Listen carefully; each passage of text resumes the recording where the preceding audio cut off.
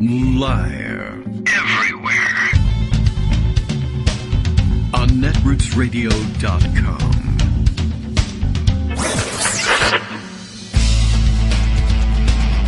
David Waldman. Kagro. In the morning.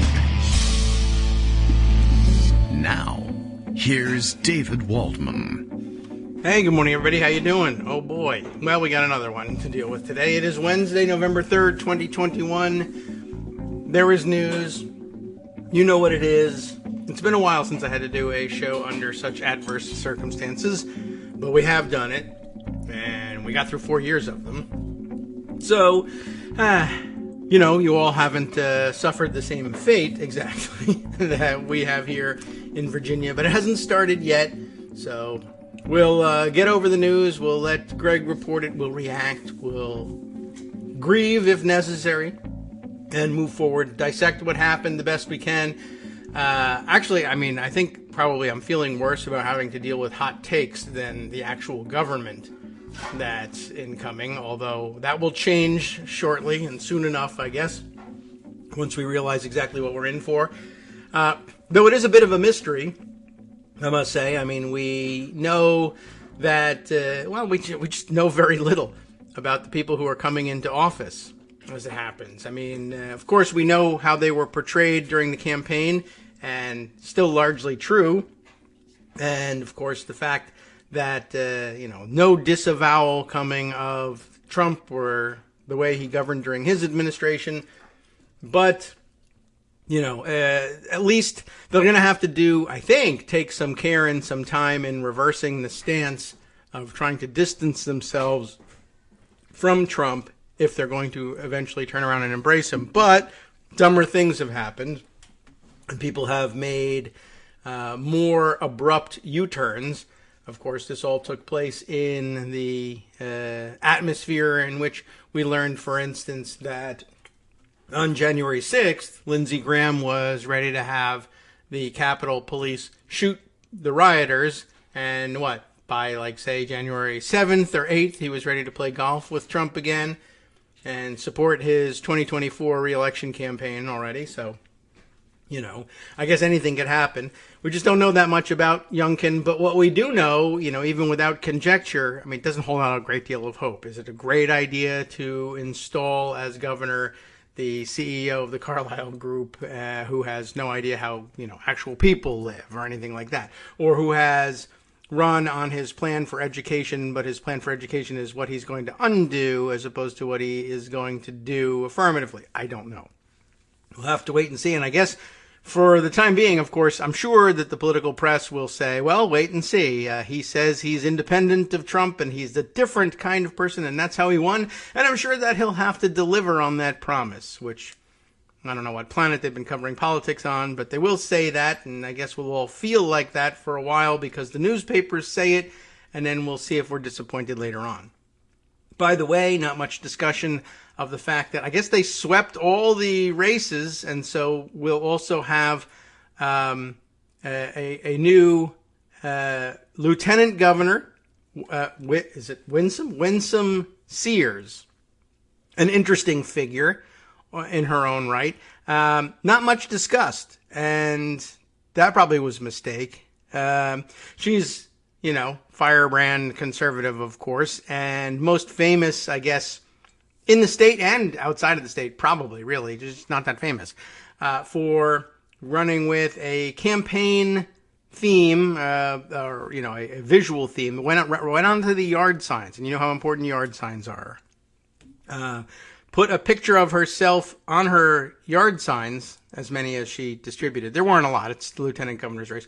Of her posing with I think it's an AR-15, but an AR-15 style, semi-automatic rifle slung across her chest, midsection, on the strap, pointing down, etc. She's a former Marine. I know they say there's no such thing as ex-Marines, but but a Second Amendment advocate, yes, true, but also I'm imagining this is the case. I didn't even look it up, but I gotta guess that we're, if not the first, then clearly the second, but I assume the first African-American woman elected lieutenant governor of Virginia. We've had Doug Wilder was lieutenant governor and then governor. But he's him and she's her. You get the idea. Anyway, she's, pro-life, pro-Second Amendment, so not something that anybody should be terribly excited about from a progressive standpoint, but it might be interesting.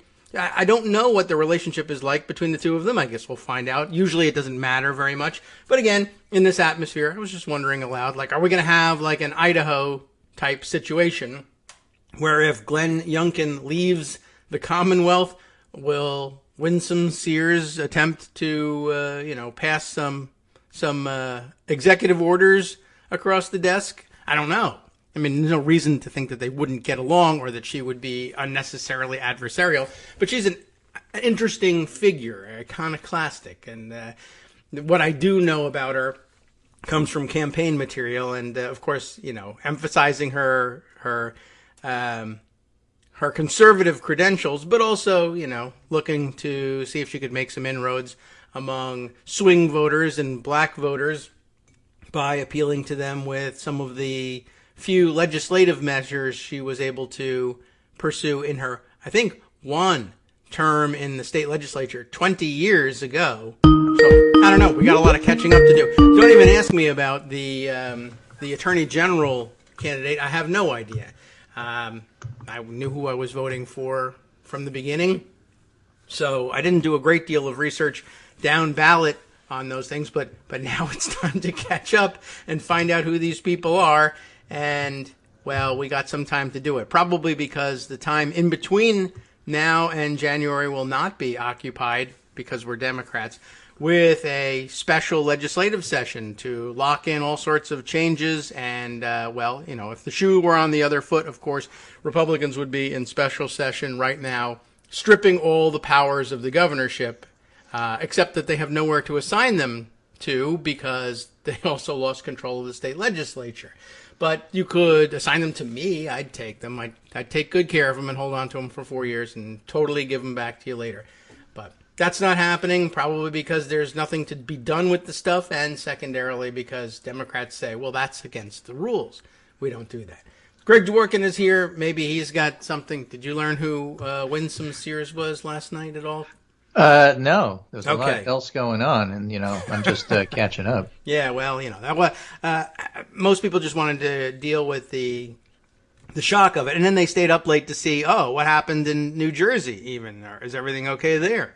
So, we'll talk about that. Looks like Phil Murphy, the governor, Democratic governor there, will pull out a win based on the mail-in votes that are still outstanding.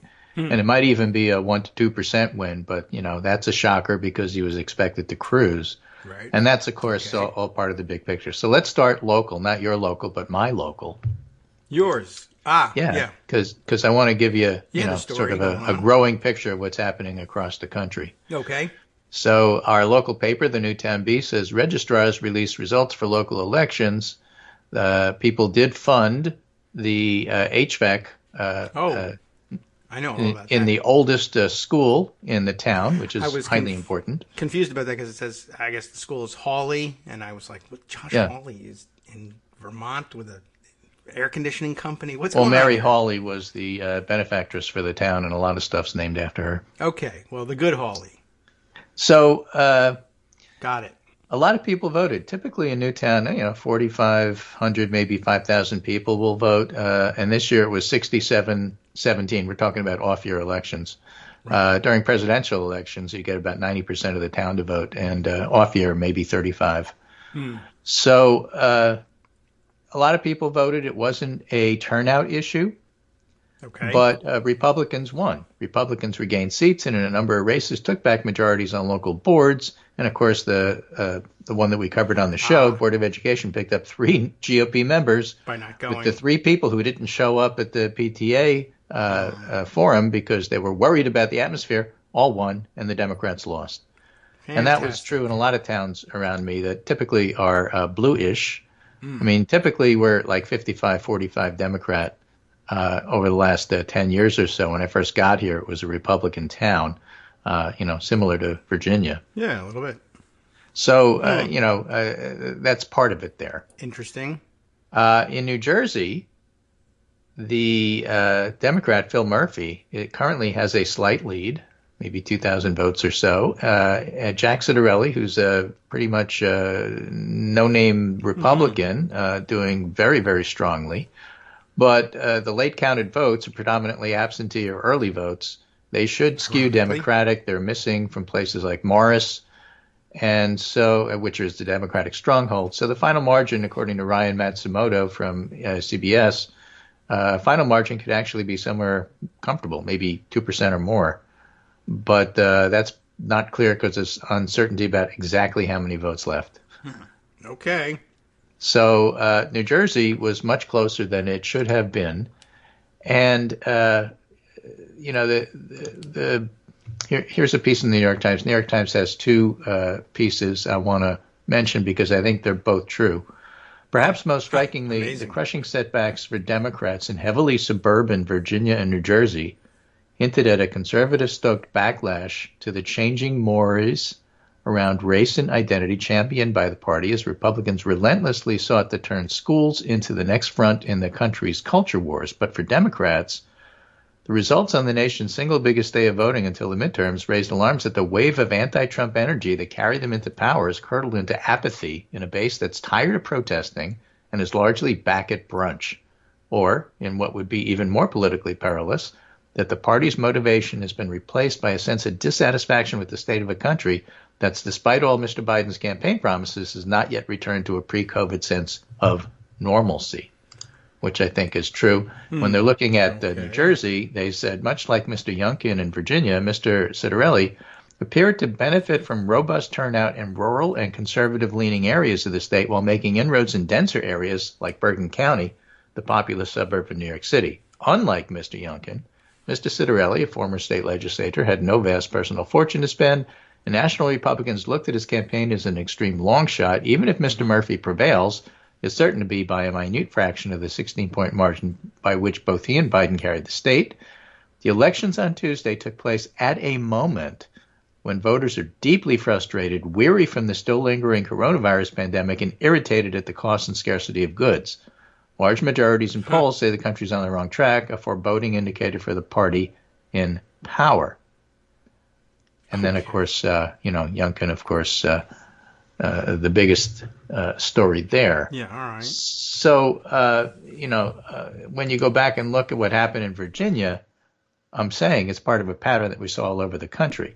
Yeah, you could say Virginia, look, the governor usually loses, the president's party loses.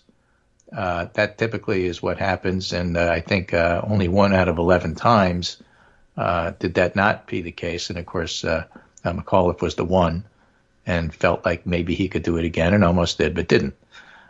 So Greg Sargent, looking at it last evening, said hard to accept, but Youngkin's approach of rolling up huge margins in the red counties with a carefully targeted subterranean communication strategy, like I'm with Trump, wink, wink, combined with running on a cheerfully packaged center-right platform to shave down suburban margins appears to be working. And, in fact, it did work. Yeah. And the thing is that, Youngkin essentially ran as a kinder, gentler, more likable Mitt Romney. And the Democrats didn't try to counter that. Well, no, they were countering him being probably a mistake. They were nicer counting on, Trump. anti-Trump stuff, which, interestingly, did do something. But, that was part of the problem. What do I mean by that? Well, when you look at the numbers, Sahil Kapoor had this tweet yesterday. I have this on the pundit roundup. Virginia 2020, white women, 50 Biden, 49 Trump. Virginia 2021, white women, 57 Youngkin, 43 McAuliffe. Yes. 15-point swing to the GOP with that group. And specifically, white women college grads, Virginia 2020, 58 Biden, 41 Trump.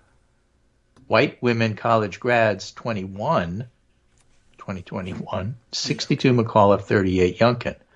So McAuliffe's vote drew heavily on college grads with anti-Trump stuff, and he bumped his numbers up 3. Yes, okay. Fine. But that's not why he lost. He lost because white women, non-college, Virginia 2020, 56 Trump, 44 Biden, 2021, 75 Youngkin, 25 McAuliffe. Yeah, okay. That's why he lost. That's what drove everything. And even in blue areas, if you do not do something to stem the bleeding with non-college, all the college turnout that you have isn't going to make up for that. And so essentially that's what happened. And was that all racism and book learning and arguments about CRT? Probably most of it was not, although on the margins maybe. But most of it was, I hate where the economy is right now. I'm going to blame the party in power. I can't get my stuff. I ordered a washing machine and I can't get it for 6 months. And I'm not sure about what's happening with Christmas. And my kids still have this COVID stuff. Now you're telling me I have to have a vaccine. Okay, fine. Maybe I will. Maybe I won't. But I'm still uncertain as to what's going on with the schools here. People are unhappy about that situation and voted accordingly. So the exit polls said a couple of things, again, that, seem simplistic but still relevant. This was a very close race. I mean, it's going to be a 2-point race. But the CNN exit polls, for the most part, said they didn't like McAuliffe and they liked Youngkin. Well, And so you're going to vote for the person you like, and it's the person in the party out of power. And at the same time, they said the economy was the most important thing, both parties, not education. And so what does that mean? And COVID was most important also for Democrats, less so for Republicans. But to me, this is South Texas, Miami-Dade vibes. If you can't get people to vote for you on the economy, then they're not going to vote for you on what you think are relevant social issues because they're not relevant to them. Yeah, maybe. So, again, not just Virginia. This is across the country. So it happened locally in Connecticut. It happened in New Jersey. It happened in Virginia. And, I think that's the story of the election. And what that means, is that Democrats have to have a better way of keeping the margins lower with non-college voters, or this is going to happen in 2022. It's entirely possible, and I guess they'll be on alert for it now. I don't know whether they have any idea how to come up with an answer for that or not. And the first let's talk about regional issues in Virginia. Warring hot takes, yeah. So you could, again, these are the numbers. It's the idea that some people had that, well, with Trump not on the ballot, the numbers won't turn up. In Florida in 2016, the early vote suggested Hillary would win, and what happened is all the rural areas turned out in ways that people didn't anticipate. That may be a permanent feature now. Yeah, maybe. How come they have so many voting machines? But the inroads that Youngkin made were actually bigger in the bluer areas than it was in the southwest areas. So by region, Nova, McAuliffe plus 26, where Biden was plus 38. In the Richmond area, McAuliffe was plus 3 when Biden was plus 16. In Hampton Roads, McAuliffe plus 3 when Biden was plus 16. Southside, Youngkin 36 when Trump was 22. That's a big change. Southwest Virginia, Youngkin 53, Trump 45. So you see it everywhere across the state. You see it in Shenandoah Valley, Piedmont, Tidewater. These are all Republican areas. And so Youngkin did well everywhere. But, you'd expect that there'd be more of a firewall in the blue areas, and that just wasn't there. Yeah, I guess not. I mean, they went with a well-timed school-based October surprise type of a story, and it worked very well, and there wasn't enough time to actually get down to the bottom of the story, and I don't know if it would have changed things or not. But they executed that strategy of, oh my God, everything has gone wrong in the schools all at once. Well, it was well timed, and easy to pass around. So was, it truly is a nuanced story, but of course they were aiming at garnering votes in places that don't where nuance doesn't poll particularly well, for one thing. Right. Well, nuance is never going to do well. No, it rarely does. I mean, that's one of those, if you're explaining it, you're losing. Yeah, and so by way of adding to that, in terms of nuance and explaining, and it won't change anything, the one observation I have that I think we should make anyway, even though it doesn't change the outcome, doesn't explain anything, yes, performance was way off here in Northern Virginia and in particular in Loudoun. But I do want to just put out there that I think it would be very easy for people in Virginia and elsewhere, certainly around the country. The further removed you are from Virginia, the easier it would be to come away with the impression, having kind of read the stories, kind of read where it's happening, kind of then seeing what the results were, to come away with the idea that Glenn Youngkin held his closing rally in Loudoun County and flipped Loudoun County from blue to red, and he didn't. He lost, not overwhelmingly, but lost by, it was about a 55-45 Democratic win countywide here in Loudoun.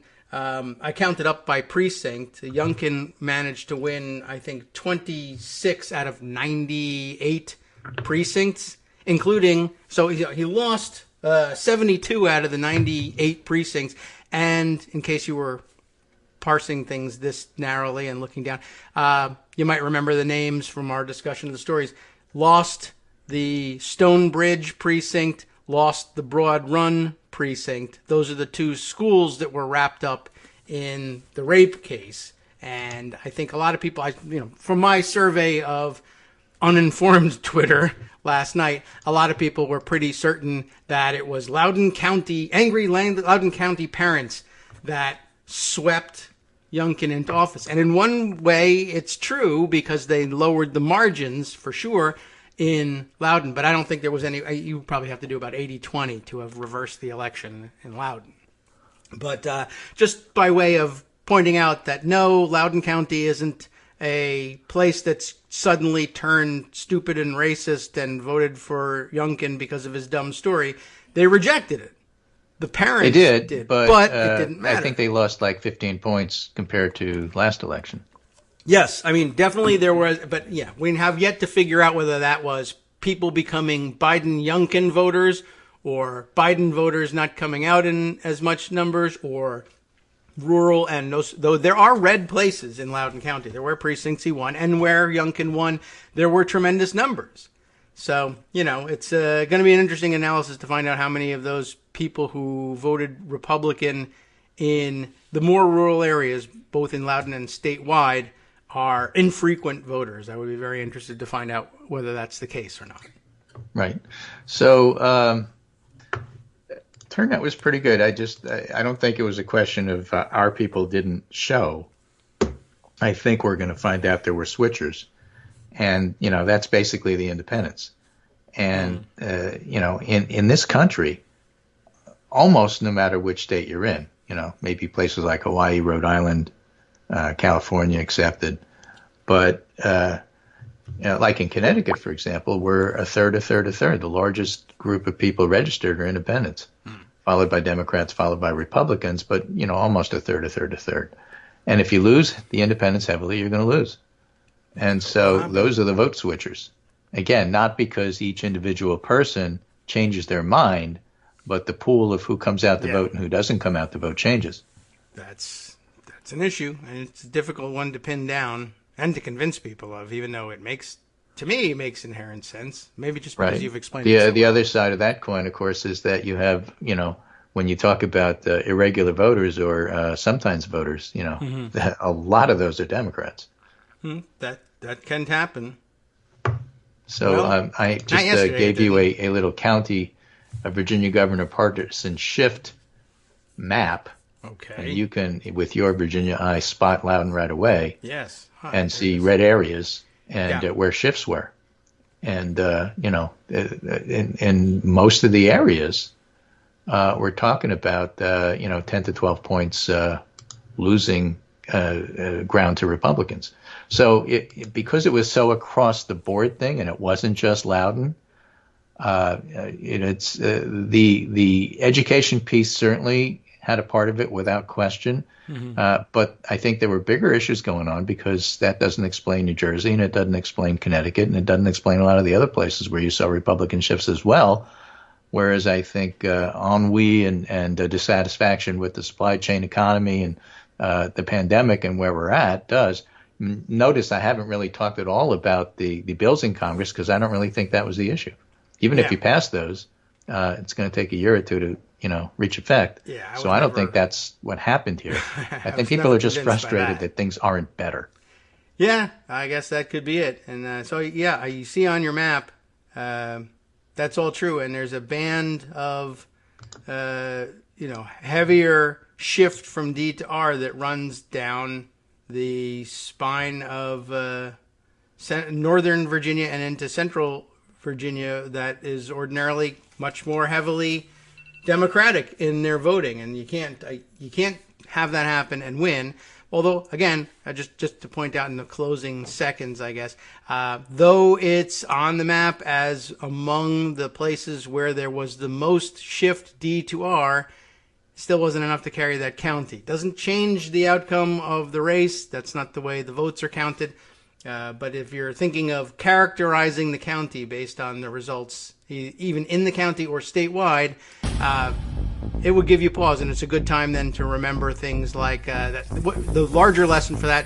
Don't say things like, let Texas secede, or let's get rid of the South, because there are Democratic voters there who are frustrated that their voices haven't been heard. We try to remind everybody of that from time to time, even though we get frustrated with some of those states. Now it's happening on a county level here in Virginia. So we got that. Something to think about for 2 minutes, and then we'll think about something else when we come back. Hi, it's me, David Waldman, the same guy who was just talking to you a second ago. Our Patreon subscription drive is still going strong, with over 175 monthly donors who help keep us on the air. If we've helped keep you going during the pandemic, why not return the favor and help us keep going so we can all be together for the next disaster? Patreon.com, Patreon.com, makes it easy to make secure, recurring monthly contributions to support our show. Patreon.com/KagroX gets you straight to our donation page. Maybe you'd like to thank us for keeping you sane during the Trump era. Maybe you're looking forward to in-depth explanations of what's going on in the Biden administration. Whatever it is that keeps you listening, we need your help to keep bringing it to you. And hey, if you happen to prefer using PayPal or even the Square Cash app, we're up and running with those options too. Thanks again, everyone, for all your support. We literally could not do this without you.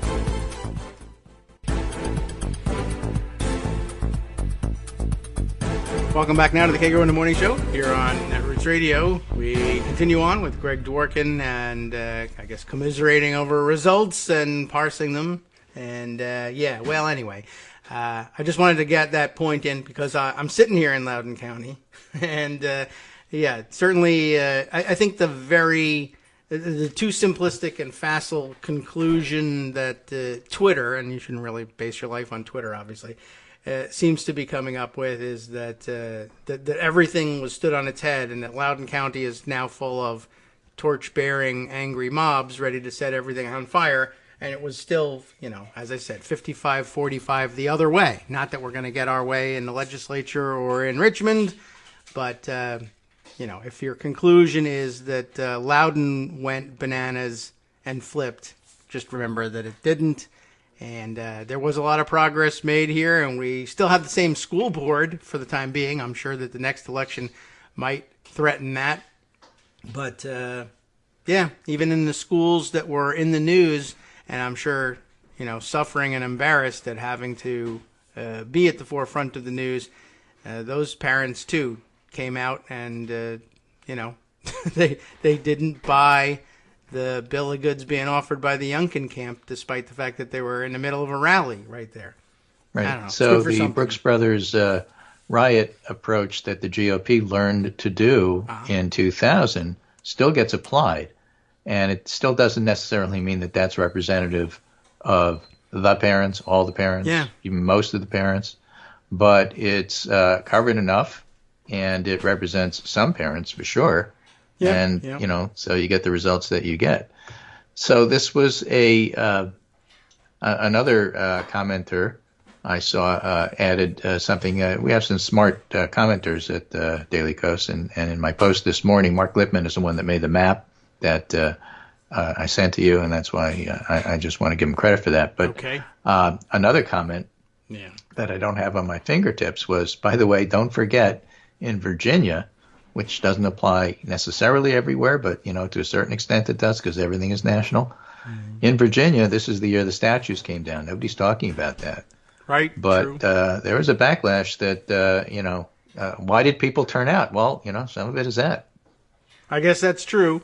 Yeah, and well, that had something to do with my noticing what people were talking about in Loudoun County. As I said I think I brought up on Monday that there was a long thread that listed the various changes that have been made in Loudoun County and the things that were past practices that the current administration of Loudoun County had apologized for, and it was read quickly, I think, by the rest of Twitter as the list of things that terrible people in Loudoun County are doing now. And no, it's the opposite. And the statues came down. Our Confederate statue has been standing for however long in front of the Loudoun County Courthouse. That's gone, and that happened this year, and it happened under these Democrats, and they're still in office. But, it's too bad. The impression statewide and nationally will be the opposite for whatever reason. Right. A friend of mine pointed out that, there's something to be said about learning how to communicate to non-college voters. I guess so. The way Yes. the Germans taught post-World War II history. Oh, I see. Yeah, well, not in Which German. is, That's not what he means. you don't have to feel guilty about being German. That's not the point. Okay, you don't have to feel personal responsibility for something you didn't do because you weren't there in this generation. There is no personal responsibility. Right. There is no guilt. Just substitute being white here. Right. Okay, but you do have heightened responsibility that whatever happened never happens again because history. Right. And so you don't have to feel guilty about being white. Men don't have to feel guilty about being men, my friend said. But look out for others and use your privilege to benefit those who haven't had the same privilege. That's all. And so that's not like super difficult to convey. And that's sort of the answer to, why are you so upset about critical race theory? Because they're trying to make us guilty. No, you're not guilty. You're not guilty of being, whoever you are. It's simply a question of understanding how that fits in with history and feeling some responsibility for going forward. Yeah. That's all. That's a good point, and I've seen that made. Maybe I saw the same thing. I don't know. Maybe you retweeted it, and I saw it that way. But true. I mean, there is a way to teach people that, look, this happened. This doesn't mean you did it. I mean, I don't know. I guess people, maybe people are upset. Well, my parents did it. Well, maybe, but you didn't. Or if you did and you were extremely young, you could stop. That would be all right. I don't know. Yeah, this is a way to. We got to find a way to be able to do that. Although, we also have to find a way for people to allow that message to get through. And not simply say, well, you're saying I did it. No, I'm not saying that. Well, I'm saying you're saying it, and that's enough for me. Oh. Right. All of that matters on the margin. Maybe college better economy, is really the key, I think, still. And, James Carville's immortal insight that it's the economy, stupid, just is true. It is true. It was true. It's going to be true. It just takes many and varied ways. If you have the economy at your back, you can get away with a lot. And if you don't, everything matters. I guess so. Although the idea of empty shelves thing, I'm here. I'm looking around in Virginia. Shelves are full of stuff. It's not literally. The case if you can't try to order a washing machine, it's going to take a lot longer than you thought it was going to be. Same is true with a car. Some shelves are filled. It's not that shelves are empty. That's silly. But there's no question things take longer to get than they used to. And again, this isn't the supply chain issue as much as it is a demand chain issue. You know, the pandemic, again, in its subtle ways that is an obvious pandemic, but still is, sent you home. So you started ordering a lot online, and you expect it to be there the next day. And so there's, the demand shortage and the expectation shortage, makes its way into the voting booth. That's interesting. Yeah, I mean, that's true. Not that people are going to put two and two together, but for all the voters who said, I just want things to be the way they were in the good old days. You mean or even better than 6 months right now, to get a refrigerator? Issues, it's true. Yeah, right. I mean, I want them to be like it used to be. And where's my refrigerator? I ordered it 15 minutes ago. And in the 1950s, it would have been here in 6 minutes. Yeah, sure. Okay. Yeah, but the ice would have melted. Right. So, yeah, well, we've got problems, but right. We've had them for a while. Now, you also have solutions. Joe Lawrence wrote a column in USA Today pointing out some things. For example, in Virginia, the Affordable Care Act's Medicaid expansion. Virginia implemented Medicaid expansion in 2019, and more than 494,000 Virginians have gained coverage as a result. Mm-hmm. That's a good thing. Was that part of the campaign? Well, how could I tell? I would never know. Yeah. And why not? Why was that not front and center? That's the sort of thing you scratch your head at and say, wait. But they got that Medicare because critical race theory. I don't know. Maybe they were scared to bring up the fact that they were helping poor people when there was a incensed backlash. I don't know. But a lot of the people who voted increasingly Republican in the rural areas got that Medicaid. Yeah, no socialism and take your hands off my Medicare. Yeah, right. Well, this could be the long tail of Trump poisoned discourse as well. The possibility of gimmitarianism taking root with people, and you could end up with things like that. Sure, I have expanded access to medical care because of the Democrats, but this story was on Fox, and I don't care about now I have it. I'm not concerned about it anymore. Haven't you got something outrageous to tell me? You do? Oh, great. Okay. I'm angry about that thing instead. I'll be right back. I got to go to the doctor. Right. So, the Virginia situation is that from a campaign perspective, not from a moral perspective or a truth perspective, but from a campaign perspective, Youngkin did a lot of things right. McAuliffe did a lot of things wrong. And McAuliffe lost narrowly, but lost nonetheless. And Virginia has the delegates flipped, and all of that. If you're a Democrat, it's bad, but it reflects national trends, which is why it matches what we saw in New Jersey and also locally in Connecticut. So it's not all McAuliffe, it's not all Youngkin. Yeah. Well, what would that be? A nuanced story or something? The economy has to get better or Democrats are in trouble. And if it is better, you have to take credit for it. And, you got to be better at that. Now, it would certainly help if the Democrats could get their act together and pass stuff. But that's not the driving issue for the campaign. It will be in 2022, because if you can't prove that you can govern, on the ballot, you're out. Yeah. Right. I mean, I did find it a bit far-fetched, the idea that the state races would swing on what the federal government was up to. But certainly if you're running for re-election to Congress on the question of did you do anything, I imagine that's more direct. Right. And before I leave, I have to give you this fun story. All right. Fun, of course. Everything's in scare quotes these days. But this is from CNN. Buffalo Mayor Byron Brown declares victory over socialist challenger. You may remember this story. What happened is that Brown was the incumbent. Yeah. And then India Walton, the Democratic Socialist, beat him in a primary. Yeah.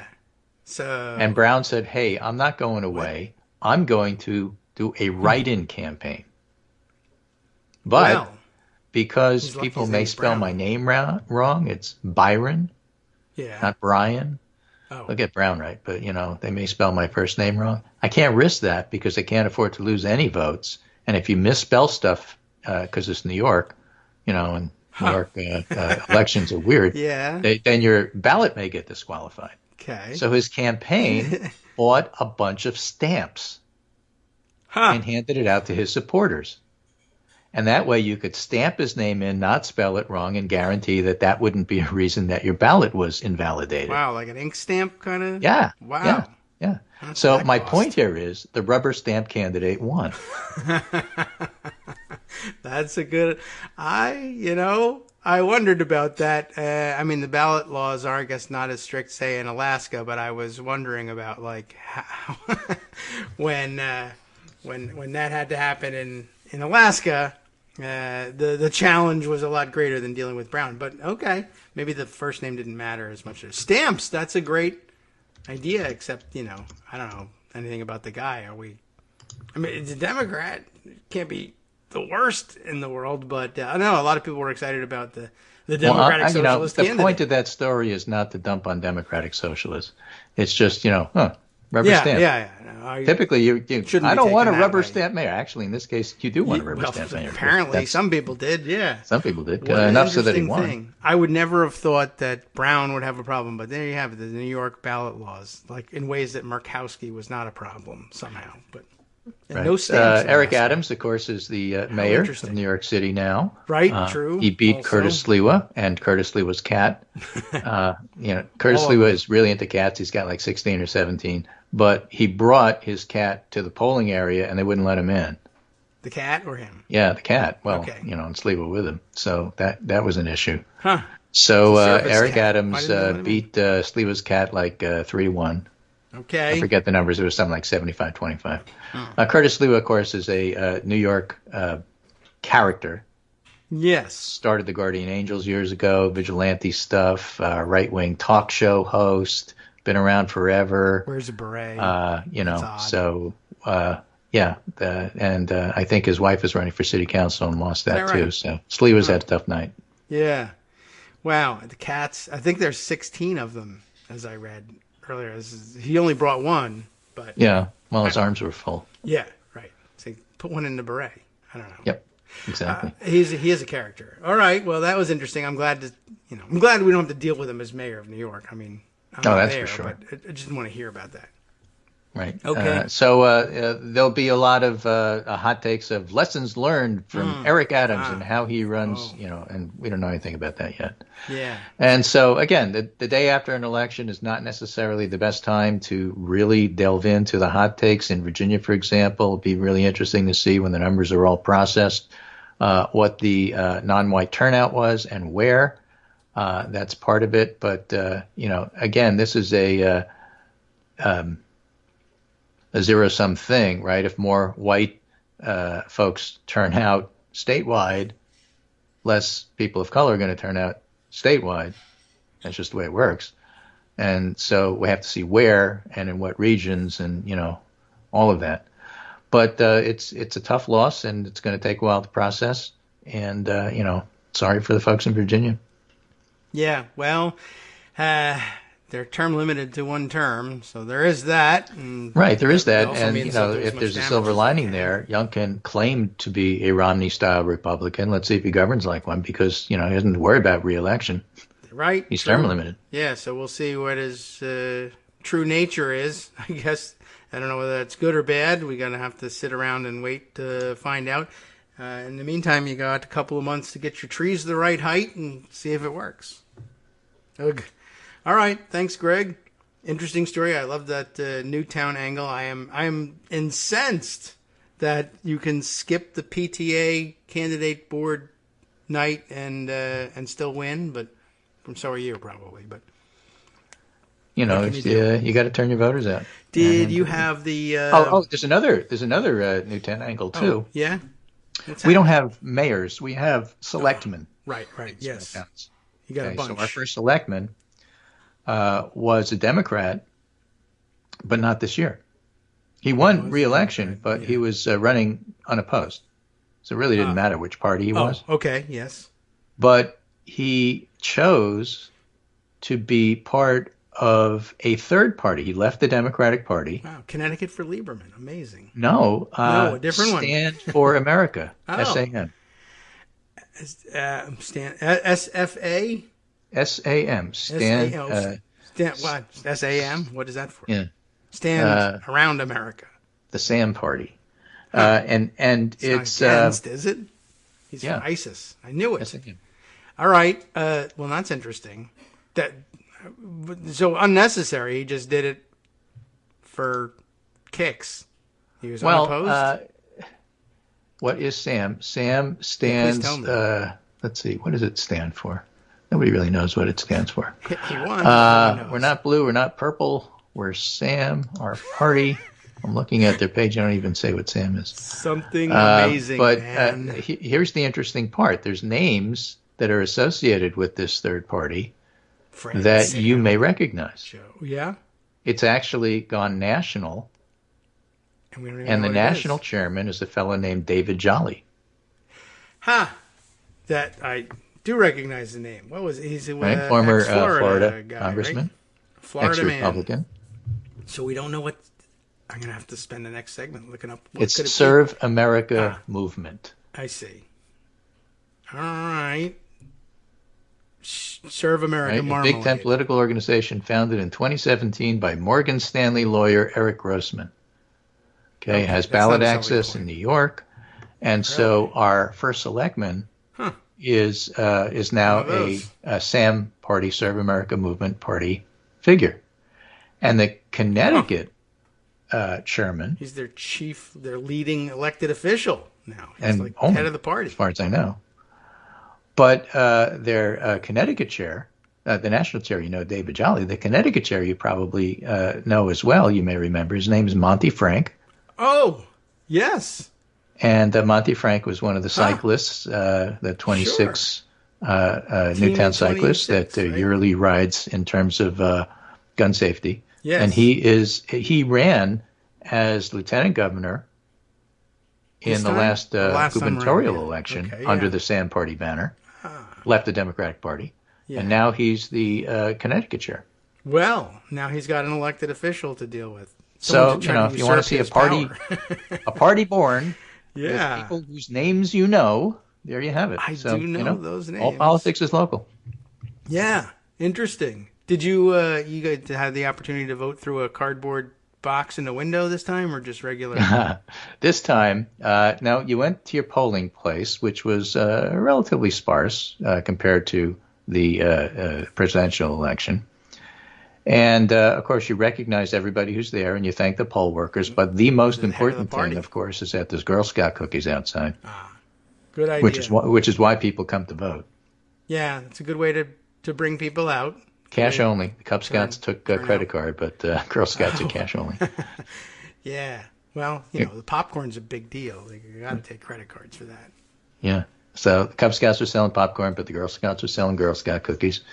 And inside, there were, I'd say, maybe 15 to 20 people. When I went, it really was not all that crowded, but it's a small town. You know everybody. You look around. Oh, I know that person. I know that person. I see that person is there. And you know who the parents of the Girl Scouts are, who are also there. And, you look at that and say, how could people not show up at a school board meeting because they were worried about the atmosphere? Look at the atmosphere in the polling area here. And yet it was a winning strategy. Yeah. And that meant that Republicans turned out and voted for their tribe. I guess so. And they weren't afraid to turn out all at once in the same place and under the same roof for some reason. That didn't scare the voters, but it scared the school board. Yep. Anyway, so there you have your new 10 really. stories for today. And, you have a rubber stamp mayor. You have a mayor who tried to vote with his cat. And, of course, we also had, New Jersey and Virginia elections as well as an afterthought. So take care. And I will talk to you tomorrow. All right. Very good. We'll still have the same problems tomorrow, so we'll catch up on the latest hot takes on them. Thank you. And thanks for the local color. That is really interesting. And I guess congratulations to Monty and his getting an elected official under his belt. Yeah, Monty's been on the show. So, yeah, he has. It's been... well, I'll think back on that. Maybe we can rerun one of his episodes one of these days. Maybe you can have him back and he can talk about what SAM stands for. Right. Now that we've figured it out, that's helpful. Right. Our first guesses were not particularly good. Surface-to-air missile is what usually comes to mind for me. But all right. Serve America Movement. I'll look it up. See if I can serve America. Thanks, Greg. I appreciate it. All right, time for us to roll on then. I don't know. See whether there's any other elective activity for the SAM. I wonder how they call themselves. Are they the SAM movement or the Serve America movement or SAM party? I'm confused about what the nomenclature is going to be. All right. We'll continue on. I've got a bunch of other stories that we can share along the way. I can shift gears too. I mean, I think we've had all the hot takes we can manage for the moment. Let's see. There were a couple of comments. Mighty OCD, who is listening along, does point out there are, in fact, a lot of items that grocery stores are constantly out of stock on and just sometimes no longer available. And that's true. It's a far cry from empty shelves, obviously. I mean, myself, I've noticed it's been impossible to get Minute Maid lemonade in cans with any regularity. That's not a life-changing thing for me, but it is impactful. My son wants to have that, and I can't get it. And for a little while, Minute Maid had a peach drink of some kind that came out in 16-ounce plastic bottles, and then that disappeared, and I don't even know how they, I don't know what the story was with that. But, as far as empty shelves go, yeah, lots of, I did see over the weekend, lots of Republicans circulating pictures on Twitter, and in many cases the same one, of shelves in a Target store that were, that appeared to have been stripped bare. And they were stripped bare. It's that it was the changeover from seasonal Halloween candy to Christmas candy. And all the shelf stockers in grocery stores and retail outlets like Target spent the bulk of Sunday pulling that candy off the shelves. And then, if a Republican wandered by when they had the shelves emptied of Halloween candy, they took a picture and said, there's no meat or bread. And we all have to eat gruel with Oliver Twist over here. But, of course, the rest of the shelves were full. And they forget that those were that's how the toilet paper and paper goods shelves looked, at least in my area and throughout a lot of the eastern seaboard during the Trump administration and the early days of the COVID lockdown. But that's all, I guess, water under the bridge now. And because they took the Halloween Rolos off the shelf and replaced them later on with the Christmas Rolos, obviously a crisis. He also mentions, by the way, that glasses take a lot longer to get, having just ordered a new pair. I haven't noticed that yet because it's been a while since I ordered a new pair of glasses, but they always seem to take a while for my glasses. That's because they're, 5 feet thick. And I figure it takes them that long to grind them down. But I guess there's some supply chain issues with that.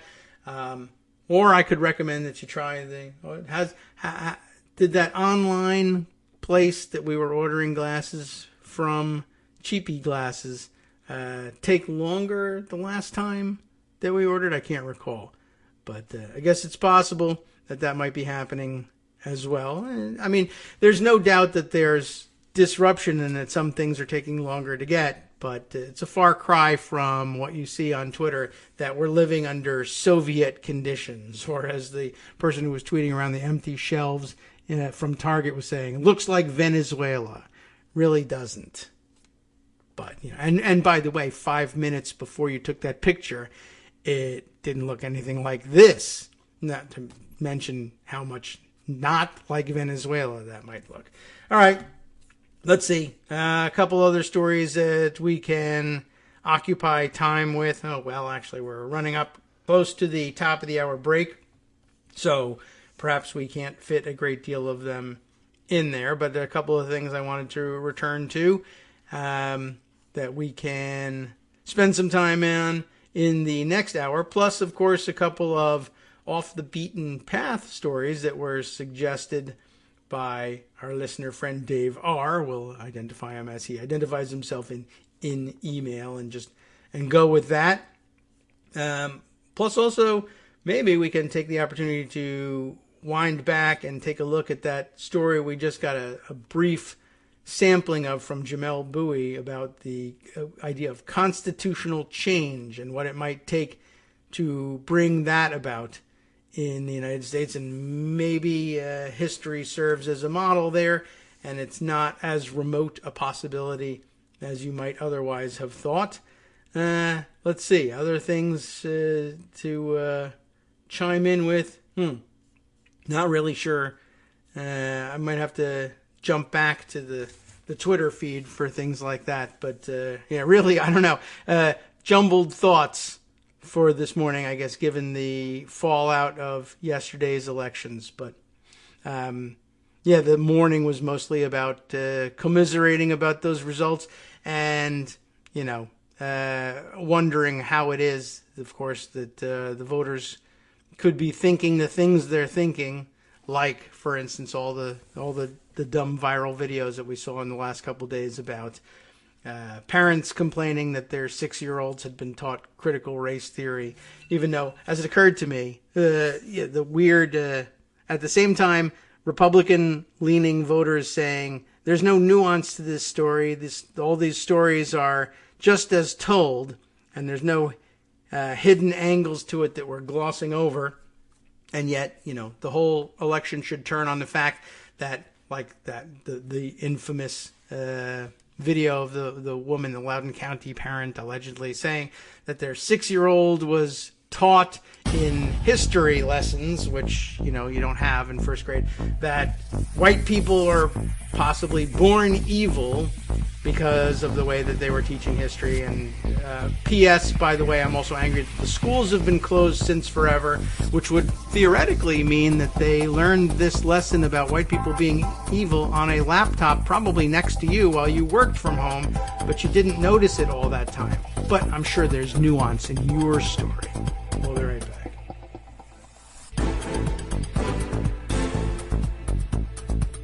All right, welcome back now to the Kagro in the Morning Show here on Netroots Radio. All right, well, casting about for other topics to deal with, although I'm scrolling back through the Twitter feed, see what other petty issues might have bubbled up yesterday. Yeah, I was a little bit puzzled about the idea of, I'm not certain when that parent claims that their kid was taught that white people were possibly inherently evil, but if it happened during the school closures, yeah, I'm just kind of curious about that. You know, like a lot of people, she may have been a lone wolf on that, but the idea was, of course, that when their child was in public school, before they pulled them out of public school and put them in an expensive private school, which also sounds like there wasn't really enough time for them to do, but the idea that teachers were somehow able to secretly teach critical race theory and escape the notice of the parents who were, in many cases, home alongside the kids who were in remote learning at the time, and parents working from home. And sure, there were parents who didn't have the luxury of working from home. But again, remember, you are telling this narrative alongside the other narrative of this is Loudoun County, one of the wealthiest counties in the country, and we can dispute how that's measured, et cetera, et cetera. But, you know, the parents were home. And the idea that they're also simultaneously complaining that the schools were closed all this time, and they've been closed for a year and a half, and we're frustrated with it. So again, then the story is my daughter came home from the school that was closed and had been taught that white people were evil. And by the way, the schools were closed, I guess, except for, you know, rapes, apparently. I mean, again, there's holes in that, but because their story has nuance in it. The schools were closed for a long time in Loudoun County, but by the way, Loudoun County was first among the Northern Virginia counties to head back into hybrid, you know, part in-person openings in school. Well, like I said, closed for a long time. I guess with everybody else, they closed in March of 2020. But we were back in hybrid instruction in like February of 2021. So that's almost a year. I mean, it's fine to say schools were closed for a year, but if precision is your thing, then schools weren't actually closed for a year. And of course, remembering the story from Stonebridge High School, I guess it's no longer a rape allegation. It's proven. The kid's been found guilty, insofar as that's a verdict that you can get in juvenile court. One of the other nuances of the story. But that attack took place in May of 2021 when schools were, open. I mean, they were in hybrid session, to be sure, and some kids were home. Those whose parents had elected to keep them home were still home. But, all right. Anyway, doesn't really matter. The fact that the narratives are a jumbled mess means nothing now that the votes have been counted and the results are in. Unless, of course, Pillow Guy wants to dispute the results at any point. I guess the voting machines worked perfectly yesterday, so I suppose that's good news. We can walk away with that. Anyway, I just thought that was kind of an interesting twist to things. Other random thoughts about things before I abandon that story, I hope for good. Is there any possibility of curing or countering the increased Republican turnout, especially turnout in rural areas, by imposing a voting mandate? Is there any way that we can do that? I thought about this, and I said it last night, and then I thought, some of you might have thought I was serious. Make voting mandatory, because some people have proposed, in a situation like you had in Virginia, if it's the case that a majority of people, when they can be moved to vote, would vote Democratic, then maybe mandatory voting is the way to counteract Republican turnout. I was just thinking more in terms of, if I make it a mandate, will Republicans refuse and start quitting, and threaten to, I'm going to quit being a voter if you have no mandates. But I don't know if that one will really work out that way or not. But apparently that's one they would be okay with. All right. And just as for whatever reason, you have to show an ID at the polls because we're trying to prevent people from getting in there so that we can win that race. But if you need to show an ID that says you've been vaccinated to get into a restaurant, that's tyranny. Because you have a right to go into that restaurant, but it's a privilege to vote. Okay. It's a thought. It's an approach to things. You're entitled to your opinion, and I'm entitled to tell you I think it's ridiculous. All right. Well, maybe now would be a good time. I want to jump back to the Jamel Bowie piece and not simply leave it for you to read on your own, although if you did, good on you. If you were busy watching the results yesterday and didn't get to read it, I thought this was just interesting, thoughtful, and, I don't know whether, in light of the results from yesterday, whether he's now no longer thinking along these lines or not, but I thought they made some good points. And it gave us a chance to make a few points briefly yesterday about the weird nature of the Constitution and our weird reverence for it.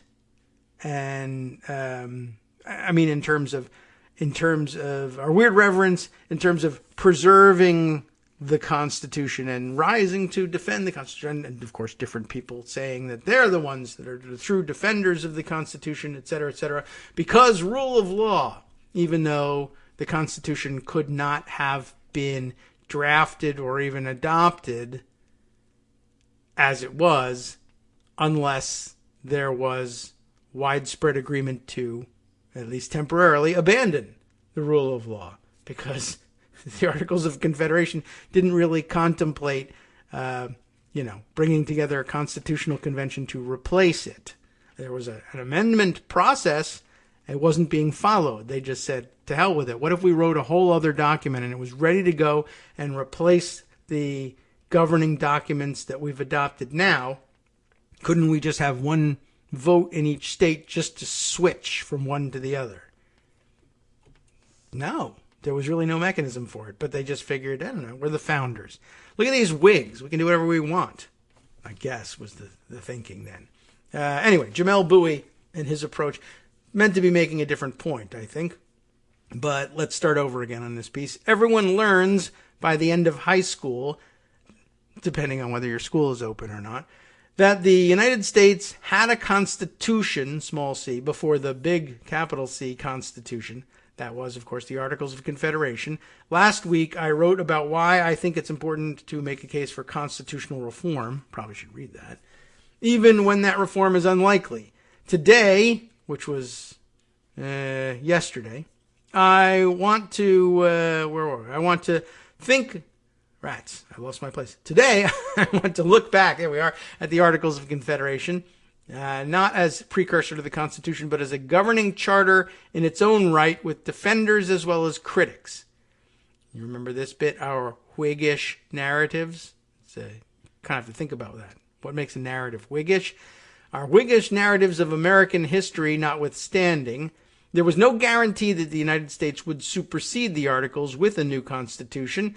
The story behind that process is, I think, worth knowing. It can give us a sense of the conditions a country needs to find itself in to make that kind of fundamental change.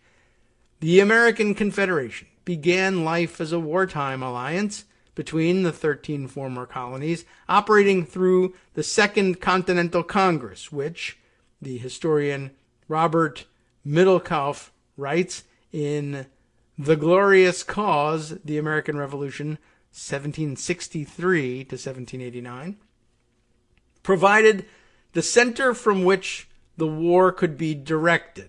You remember how that sentence began? The American Confederation began as a wartime alliance operating through the Second Continental Congress, which provided the center from which the war could be directed. The Continental Congress took responsibility for leading the states. It established an army, sent envoys abroad, issued currency, and borrowed money. It did all these things and many more without any clear authority except necessity and the tacit approval of the states, Middlecoff writes. That's actually an important part, right? It's for all of us who are excited about supporting the legacy of the founders, right? And rule of law and all of that. Now, we're talking about doing all this stuff before there was even an Articles of Confederation, I guess. It was just, well, we're independent now, and I guess we got to do something. The Congress has got to wage a war, and I guess in order to do that, we got to authorize an army, and in order to pay the army, we got to levy some taxes, or at least borrow some money and issue some currency. And they just did it. And back in those days when they said, show me in the Constitution where it says Congress can do that, people said, we don't have one. I can't do that. And, other than necessity, there wasn't anything to point to, right? Shortly after issuing its Declaration of Independence in July 1776, and it's an important date, everyone knows, right? Today is 1776, as Lauren Boebert famously tweeted during the 2021 insurrection. Oh, and I just recently found out that Marjorie Trader Greene apparently bought paid ads on Parler, I think, that alternative platform that day, with the same messaging. So it was totally, unplanned and organic. Anyway, shortly after issuing a Declaration of Independence in July 1776, the Continental Congress began work on a constitution that would define and formalize its authority, because they didn't have any yet. In November of 1777, the Continental Congress sent its final draft of the Articles of Confederation and Perpetual Union, not that perpetual, to the states for ratification. So, for a year or more, we were operating with, rule of law, maybe not. It's a revolution, man. We don't need laws. There were holdouts, but by March of 1781, all 13 states had finally joined the compact.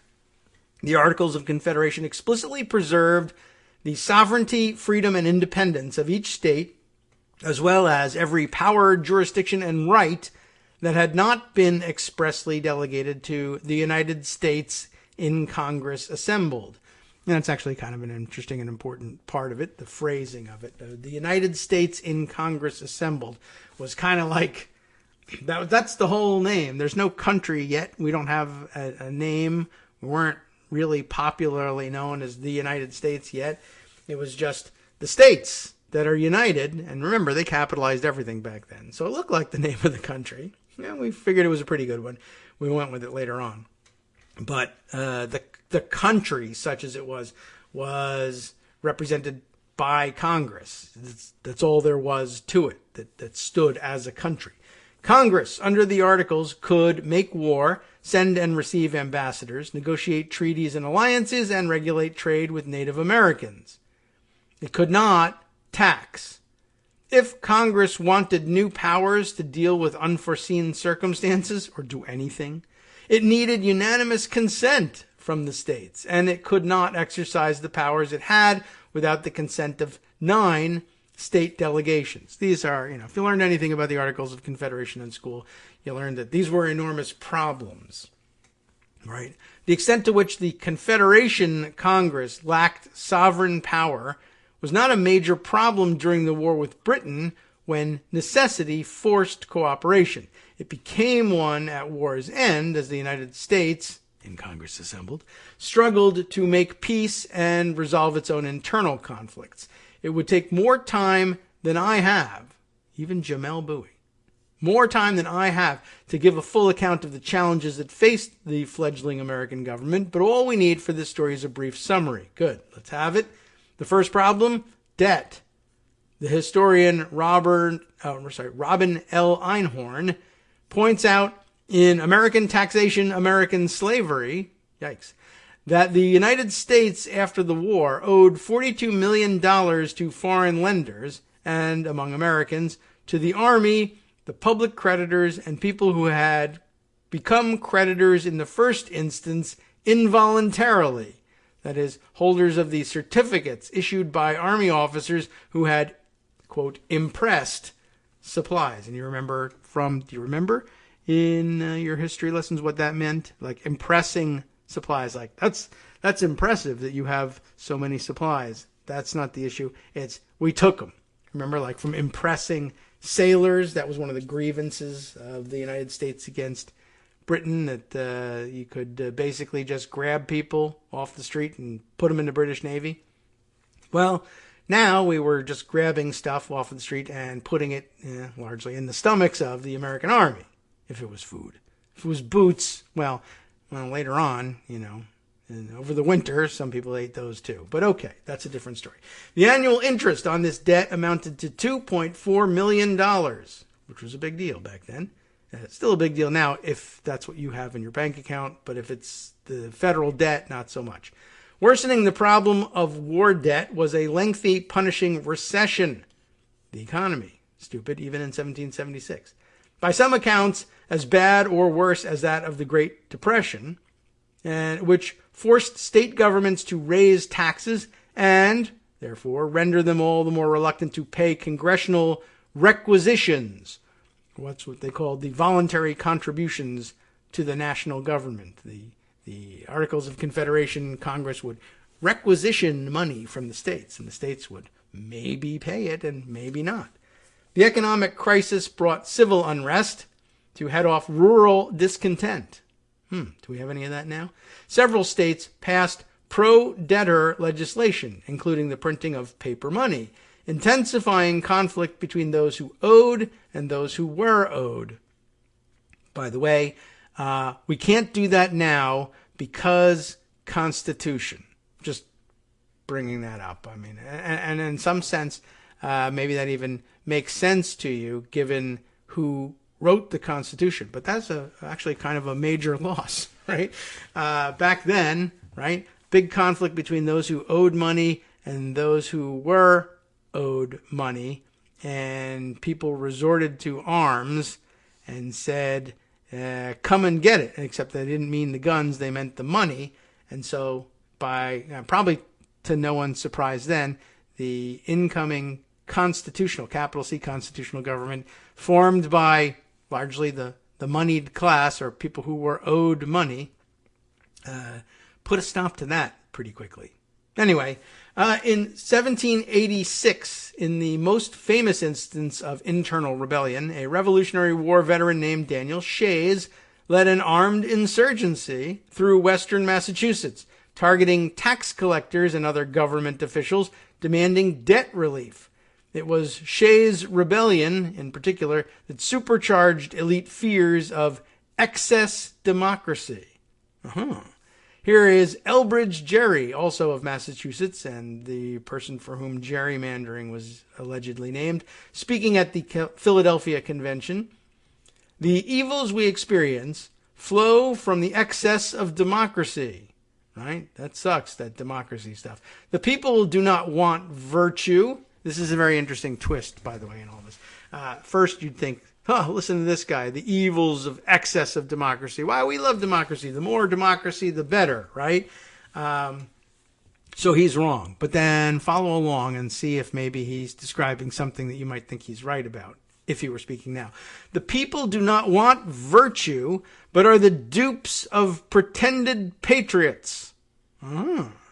In Massachusetts, it has been fully confirmed by experience that they are daily misled into the most baneful measures and opinions by the false reports circulated by designing men and which no one on the spot can refute. That does feel familiar, doesn't it? The lack of any real commerce power in the Confederation Congress compounded the problems of debt and taxation. After the Revolutionary War, when Great Britain sought to exclude American ships from the Atlantic carrying trade, and I'm not certain whether I'm reading that with the correct emphasis here. Are we talking about American ships, exclude American ships from the Atlantic carrying trade, or the Atlantic carrying trade? Means slightly different things, but think about that. The idea of excluding America, well, obviously that was a big problem. Great Britain was not trying to do us any favors. They were antagonistic, of course, but what do you do? The 13 American former colonies on the Atlantic seaboard, and your ships are excluded from the Atlantic. Well, Scott Pio might like that. That's the guy. By the way, he lost in his bid for election here in Virginia. That was the candidate for delegate who you might remember thought that it might just help lower rising sea levels to take all the boats out of the water. Okay. Well, anyway, he lost. And we were at this point trying to get boats into the water. But after the Revolutionary War, when Great Britain sought to exclude American ships from the Atlantic carrying trade, and several European nations sought to exclude certain American goods from European markets and from European colonies in the Western Hemisphere, not just Britain, right? Congress was powerless to respond with retaliatory trade restrictions. The legal historian Michael J. Klarman writes in The Framers' Coup, the making of the United States Constitution. I like the title, The Framers' Coup. The Confederation also could not raise the revenue to deal with foreign adversaries, or adversaries if you prefer.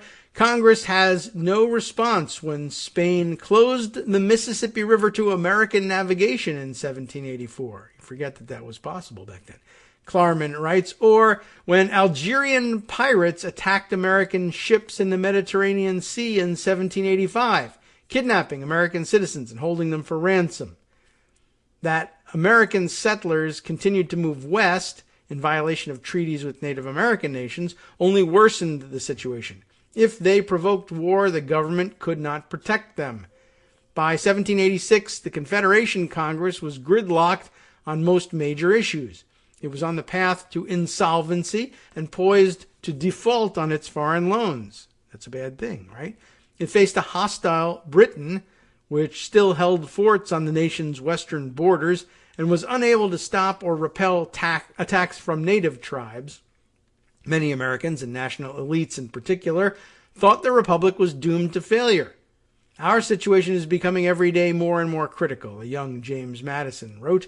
No money is paid into the public treasury. No respect is paid to the federal authority. Not a single state complies with the congressional requisitions. Several pass them over in silence, and some positively reject them.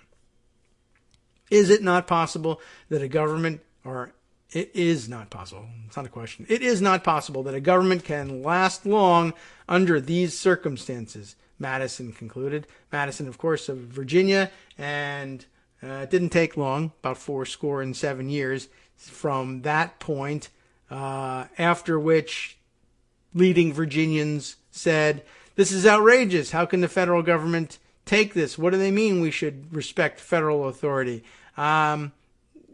States' rights. I'm not going to send my requisition. Oh, too late. Anyway, look, things turned around in Virginia. It took a while, but eventually they did. They didn't take a good turn. They turned around later, and then they turned around again, but we'll see how long it takes this time. Anyway, in her book, Ratification, The People Debate the Constitution from 1787 and 1788, the historian Pauline Maier, M-A-I-E-R, quotes a nearly despondent George Washington, who in a letter to his former aide-de-camp David Humphreys wrote, "I am really mortified beyond expression that in the moment of acknowledged independence," that's capitalized, "we should, by our conduct, verify the predictions of our transatlantic foe and render ourselves ridiculous and contemptible in the eyes of all Europe." The Confederation Congress tried to reform itself. In August of 1786, after months of debate, a Grand Committee of Congress, that's what they called it, a Grand Committee of Congress proposed a series of Confederation reforms. The historian George William Van Cleve writes in We Have Not a Government, the Articles of Confederation and the Road to the Constitution. But political gridlock, imagine that, among the founders, political gridlock prevented any action on them. Despite the obvious problems at hand, many Americans were skeptical of making any major changes to the structure of the national government, like Manchin and Sinema. We want to make no structural changes to the Senate. It's the way we get to compromise, even though it's actually not, and it stands in the way of compromise. Anyway, you can see some of the substance of that opposition in the anti-federalist critique of the Constitution. Both reason and experience prove that so extensive a territory as that of the United States, and that was back then, including such a variety of climates, productions, interests, and so great difference of manners, habits, and customs, cannot be governed in freedom until formed in states, sovereign sub modo, and confederated for the common good.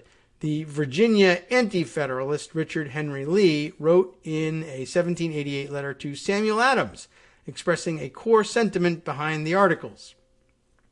Racked by overlapping social, political, and economic crises, paralyzed by stalemate, and unable to reform itself, the United States under the Articles was a failure. And yet, the Confederation Congress would endure for another year after 1787 as Americans debated a new constitution, right? You've already had, think about that. That's an interesting time too. And how do you get anything done in the Continental Congress during 1787 after the convention has sent a new constitution to the states? Like, what must that have been like?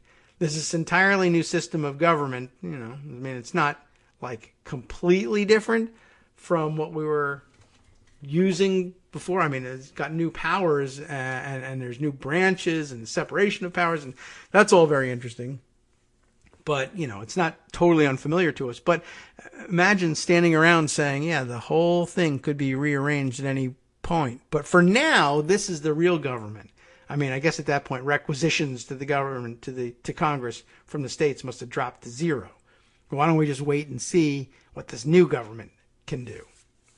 But racked by overlapping social, political, and economic crises, paralyzed by stalemate, unable to reform itself, the United States under the Articles was a failure, and yet the Confederation Congress would endure for another year after 1787 as Americans debated the new Constitution. The important point, however, is what it took to get to a place where those elites could agree that something must be done.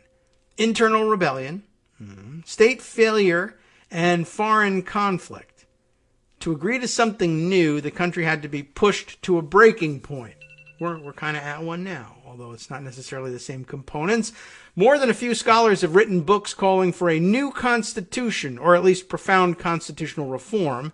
I've read a few, and they all hit the same note, that our government is almost hopelessly gridlocked, that Congress has yielded its influence to both a powerful executive and an unaccountable judiciary, that extreme gerrymandering in the House and gross malapportionment in the Senate make a mockery of the ideal of political equality.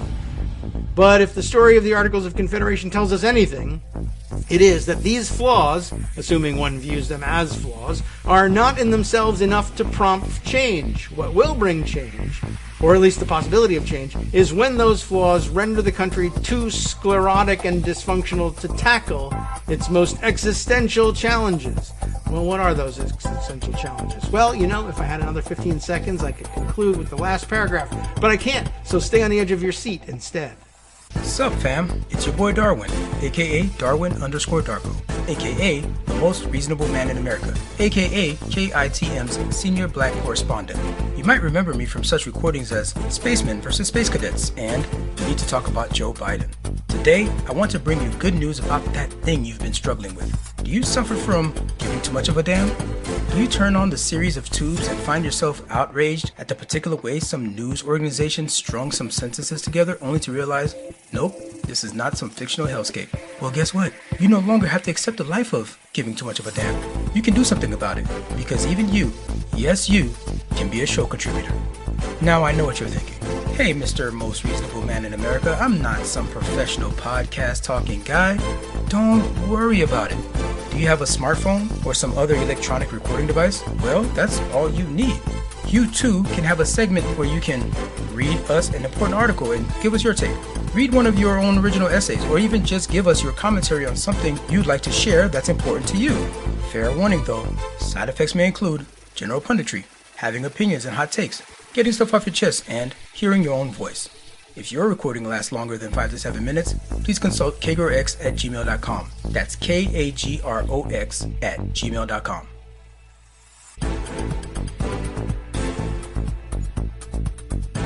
All right, welcome back now to the Kagro in the Morning Show here on Netroots Radio.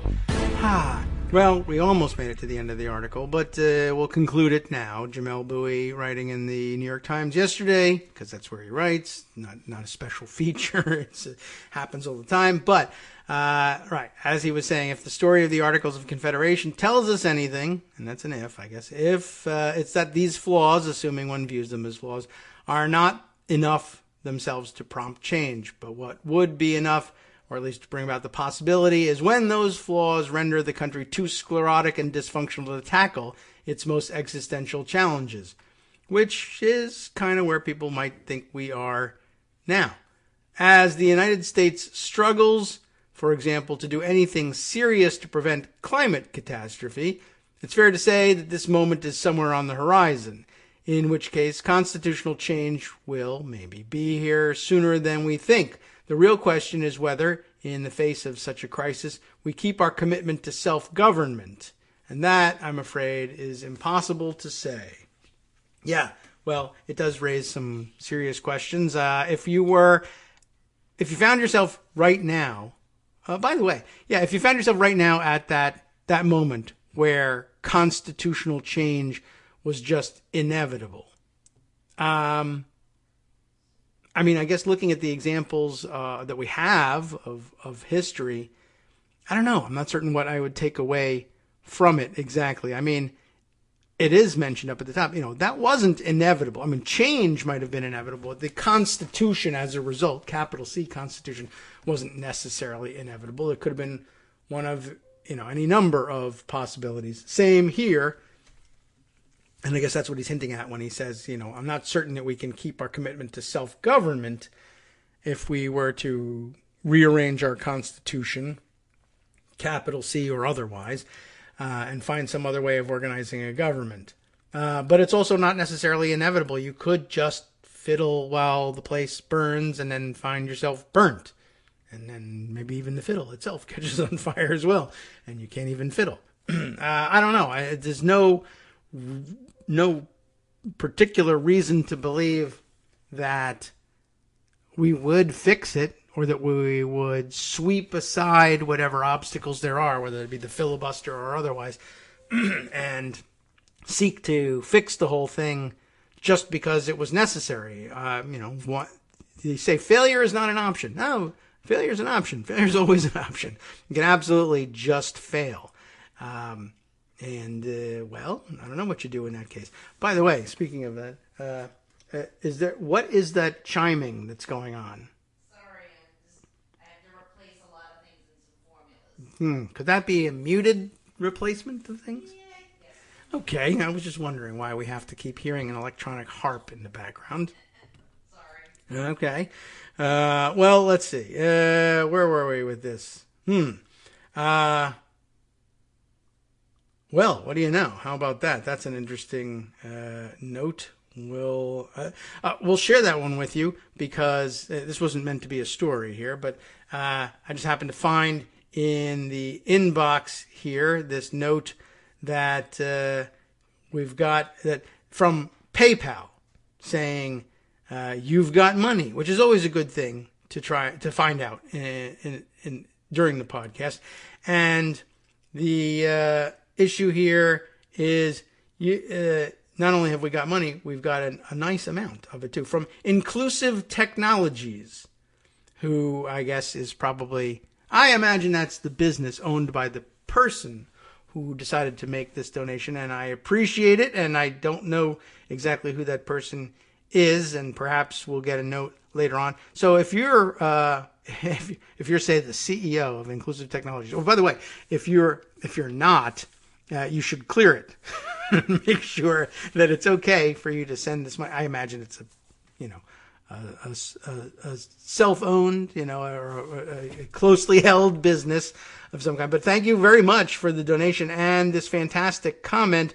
Best podcast ever. Best of luck. How do you like that? Well, thank you. Our luck has improved with the addition of your contribution. So I appreciate it. Gender neutral title, Inclusive Technologies, because we're trying to be inclusive here. So thank you. Please identify yourself in any way that you'd like so we can pass on our thanks at some later date. I know that was a big distraction, but okay. There was another distraction I meant to bring up. Oh, you know what? That reminds me. Now that I am back in the inbox here, back at the top of my inbox as a reminder is the question I got last week, at the end of last week, from Lisa Iannucci, who had this question. I know you've discussed Senate rules quite frequently on the show, but I can't remember whether you've discussed this particular thing.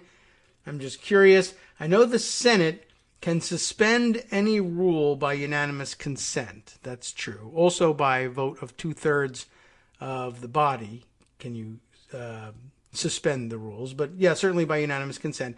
And there needs to be a quorum when you do it. That's true too. But doesn't your gavel rule, I think that's the term that Greg likes to put on it. He who holds the gavel makes the rules, right? Doesn't your gavel rule basically give Schumer authority to suspend the rules whether there is a quorum or not? This strikes me like a thing McConnell would pull. Just curious.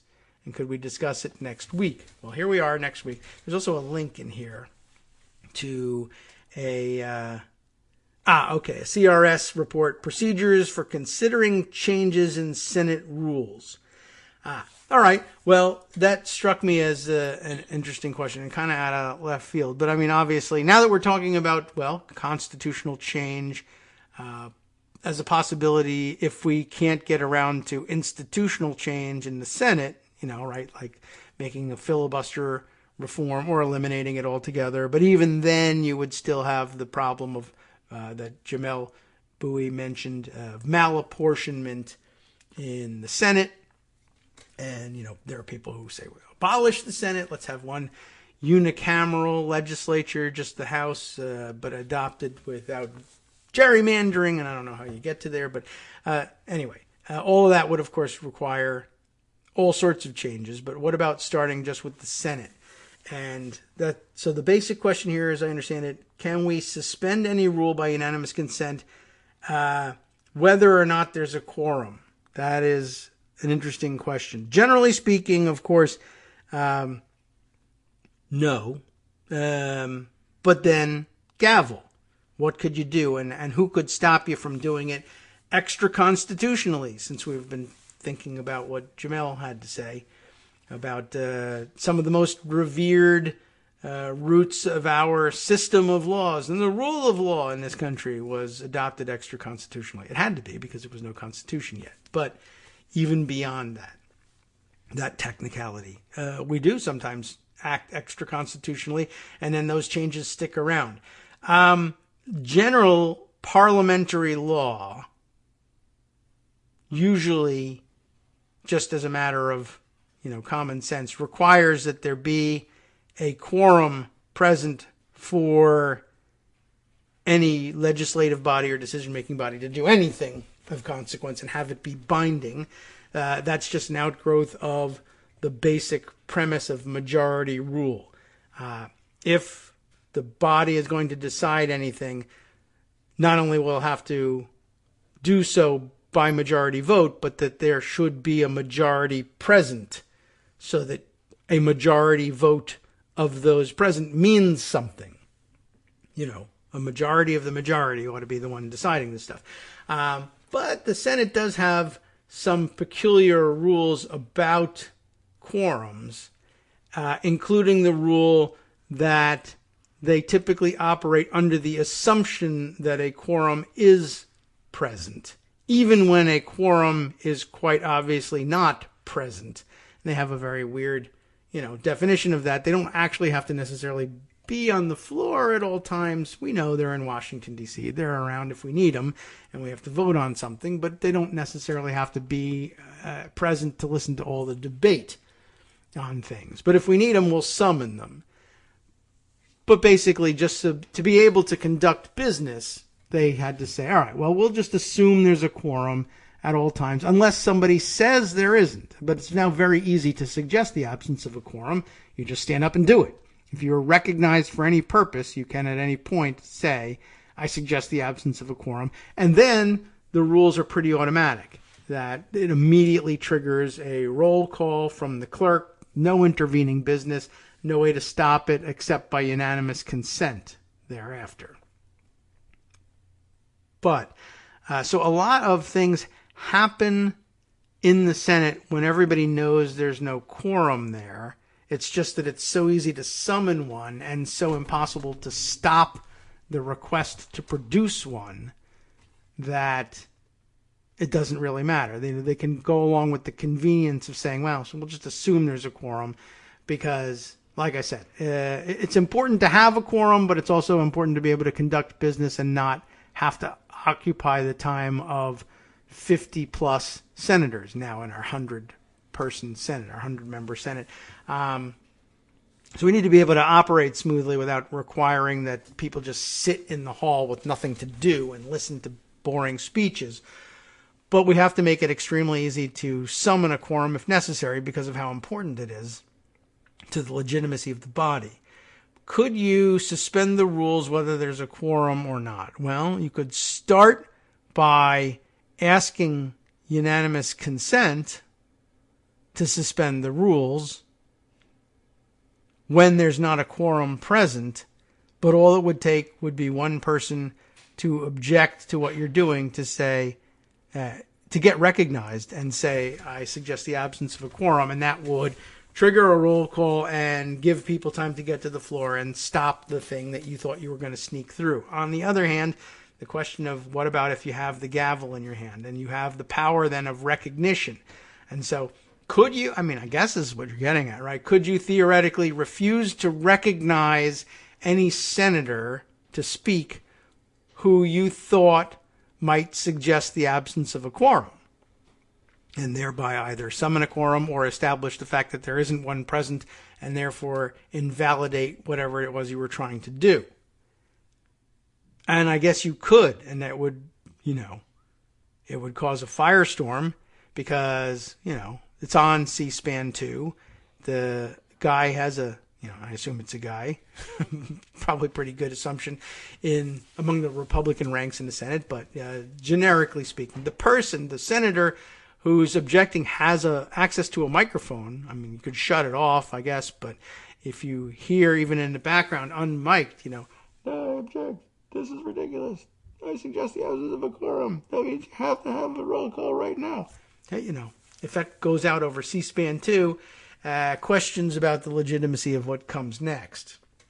I guess that's the best answer I can give you is on that one, that it's unlikely to happen because it would raise legitimacy problems.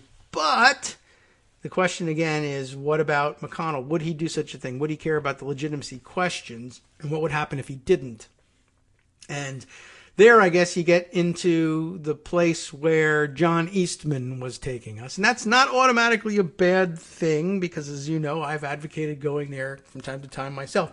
I'm a reluctant critic of Eastman on other items. But I still think Eastman is generally right, not, normatively right. I don't want that to be the way business is conducted. But I think his argument goes back to one I've made before, that if you just power the thing through and insist that I'm not going to recognize this person so that they can suggest the absence of a quorum, and we're going to push this thing through and declare it done, and then you can go ahead and sue, and we'll go to court and say, you don't have any jurisdiction over this. The Senate is the final arbiter of its own rules. It's reserved that right explicitly in the Constitution. The Senate adopts its own rules. This is what we did. The court has no jurisdiction here, and you have to stay out of it.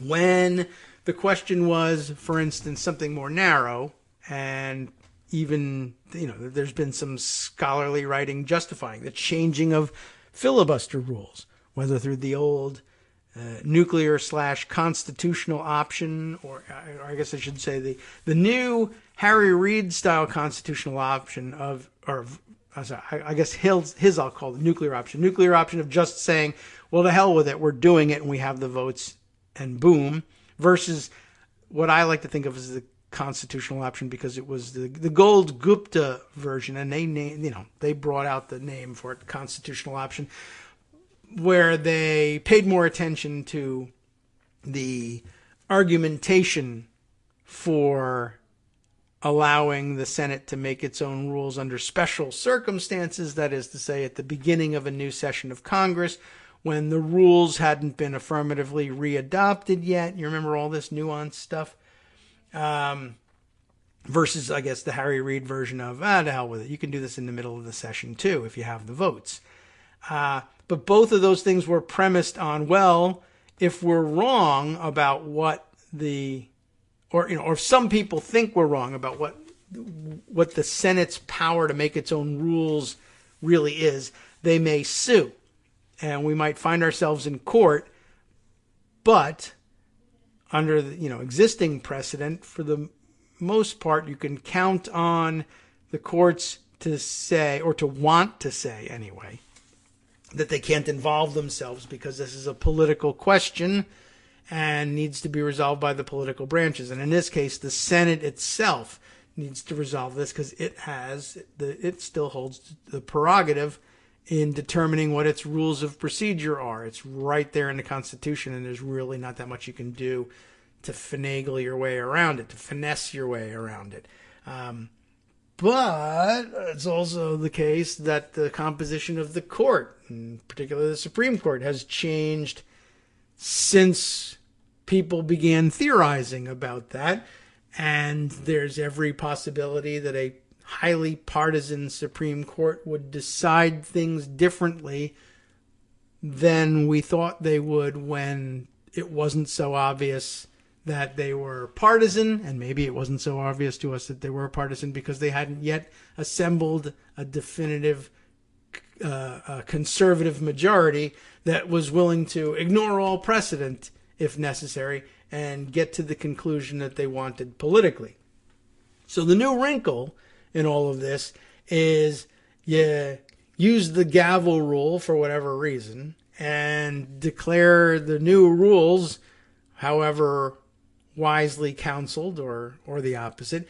And when you land in court and you argue the political question doctrine and the constitutional prerogative to make your own rules of procedure in the Senate really should preclude the courts from intervening, then you face the test of, do the 6 Republicans think that they should allow this thing?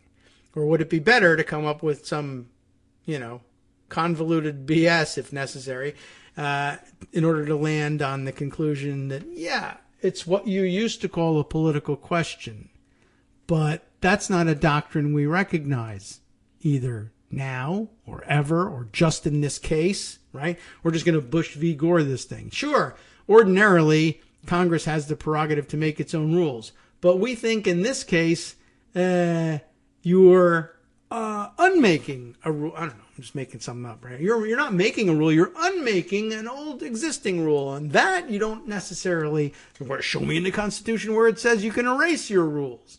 Sure, that's an understood concept, given that you have the right to make your own rules. And if you prefer, I'll just style this. I'm making a new rule that says blank, and I'm pasting it over the old rule. I'm amending Rule 22 to read nothing. And there, I've eliminated the filibuster, right? By making a new rule that says something, or you know what, fine. That's not good enough for you. You can't just say blank. All right, fine. The new Rule 22 is, free pizza for everyone. Or you can't say the Impossible Burger Whopper is a Whopper because there's no meat in it. And so therefore, that's not of concern to the Senate, but that's the new rule. Make up something, whatever it is, and plaster it over there. You can say, I've affirmatively made a new rule. But no, but in effect, you've erased an old rule. In order to write in that space, you had to erase what was there first. The Constitution doesn't say that. That's ridiculous. It's absurd. No one would ever say such a thing, right? Well, if you can get 6 people to huddle together and say, look, we do better as Republicans if we don't allow this to happen. Let's just make it happen. But I'm so embarrassed. I can't write this opinion. You know what? F it. No opinion. Just boom. That's the decision. Don't explain yourself. But we always explain ourselves. It's court tradition. Well, show me in the Constitution where it says we have to give an opinion. If you're too embarrassed to write an opinion, don't write an opinion.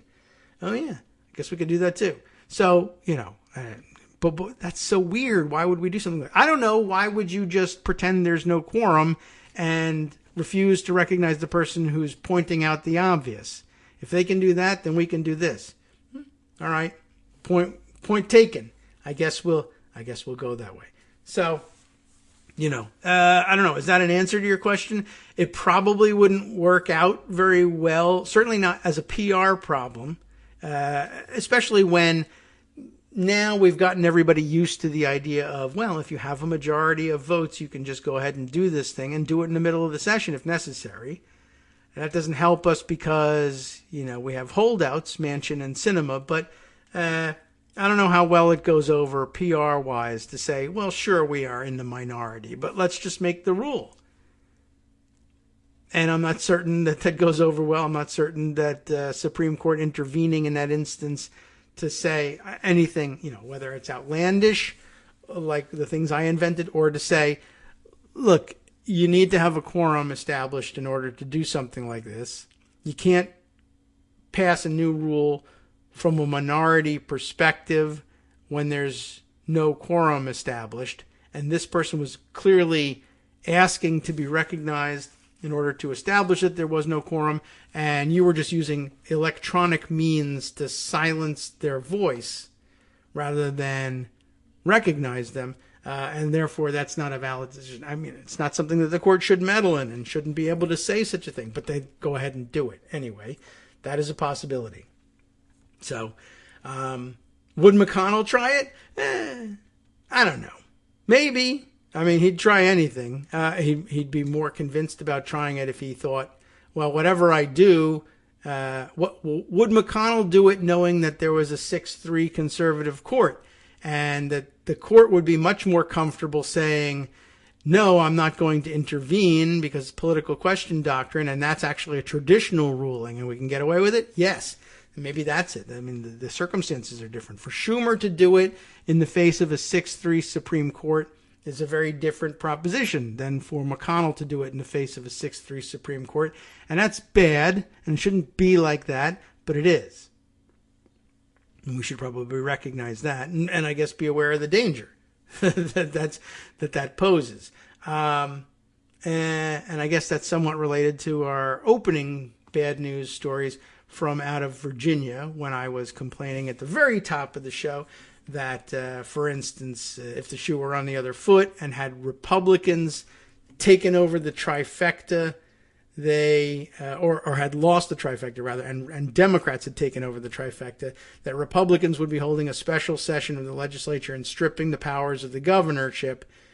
But there too, we have a difference. We have the example, for instance, of Wisconsin doing that. Wisconsin electing a Democratic governor, and the Republican legislature, which will remain Republican even when the new members of the legislature from the election are sworn in, strips power from the governor and parks it where? With the legislature. That is to say, with themselves. The Democratic legislature in Virginia now could strip the power of the governor, and they could do it effective in January, so they're not stripping power from Governor Northam now. But where do they park it? They can't put it in the hands of the legislature because in January, the control of the legislature turns over to the Republicans. So, even if we wish they would do something like this and be super aggressive, it would just be leaving the power in the hands of Republicans next year anyway. And they could vote to keep it if they want, or they could vote to turn around and give it back to the governor. And I'm sure that's a bill he would sign, and it would all be undone in the next couple of months. So that's one of the big differences between that option here and that option as exercised in places like Wisconsin. Just thought I would remind everybody of that as well. That's a bit of a depressing thought, but there it is. All right, let's see. That's eaten up the bulk of the show. That was pretty quick and easy to do. We'll see how far we get tomorrow. Friday, housekeeping. Starting to think that maybe Friday would be an excellent day off to recover from the elections, unless there's some explosive news. I really don't know. I need to. It's a road trip from here to that other place where they had election trouble yesterday, New Jersey, on Friday. And the question of what time we want to get out of here and hit the road.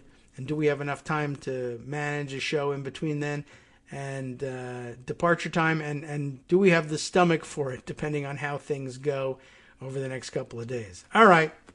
Well, let's see. We'll decide that on the fly. We got time to talk about that tomorrow. Anything else that we need to cram in there?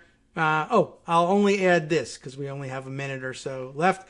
I noticed a tweet from American Oversight yesterday, who tweeted out triumphantly, "We obtained records that suggest that Arizona's Sham audit," remember that, "cost approximately $9 million. Now, it says here that that's 50% more than the previous reports had indicated, and that's probably true. It's easy enough to believe.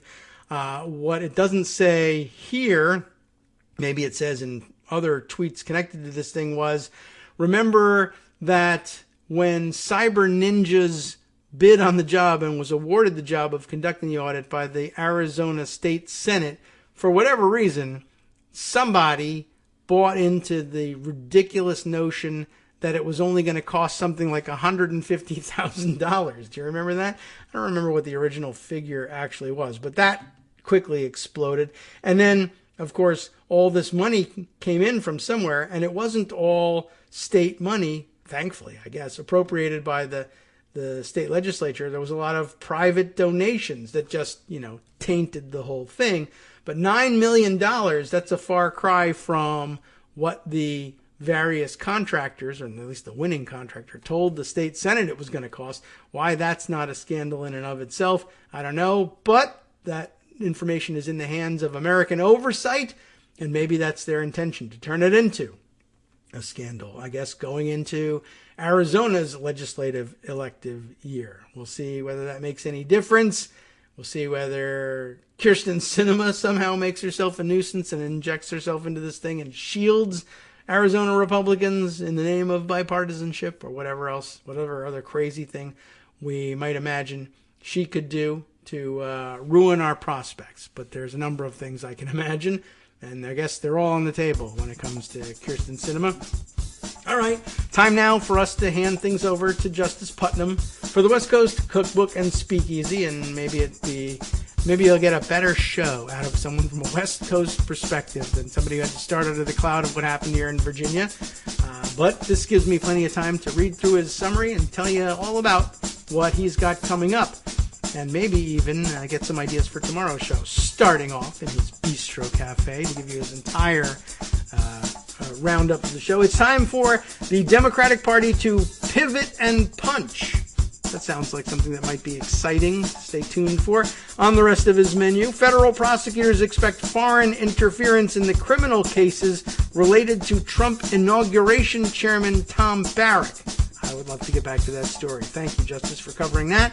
A Trump-loving QAnon follower only got probation for shooting up the federal courthouse in Portland, Oregon during the Black Lives Matter protests. Of course, they blamed that on Antifa at the time. Didn't turn out to be true. And the Republican defense of the Texas abortion law at the Supreme Court argued that women are too stupid to have rights. Yikes. Well, we'll hear about that one. Plus, what about stories from around the world? There are plenty. When we come back after this brief break, I'll fill you in on what he's got in store for you, globally speaking.